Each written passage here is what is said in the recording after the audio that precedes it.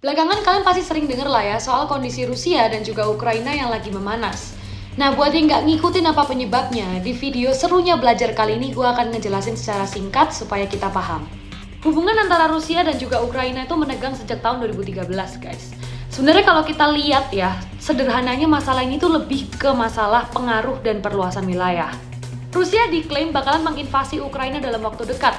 Meskipun akhirnya Rusia itu bilang kalau mereka udah menarik kembali tentaranya yang ada di perbatasan Ukraina. Presiden Rusia Vladimir Putin menyampaikan kalau dia cuma pengen negosiasi dan kalau bisa tanpa perang. Sedangkan menurut Presiden Amerika Serikat Joe Biden, gak ada bukti konkret kalau Rusia benar-benar udah narik pasukan mereka dari perbatasan Ukraina. Awal mula kenapa Rusia itu sampai naruh pasukannya di perbatasan itu gara-gara Rusia takut kalau Ukraina itu ikut ke dalam NATO. NATO ini semacam aliansi pertahanan yang dibentuk oleh Amerika Serikat. Ini terdiri dari 30 negara kurang lebih, termasuk diantaranya beberapa negara di Eropa dan juga Amerika Serikat. Menurut Rusia, kalau sampai Ukraina ini benar-benar bergabung sama NATO, ini akan mengancam eksistensi mereka karena Ukraina itu berbatasan langsung sama Rusia.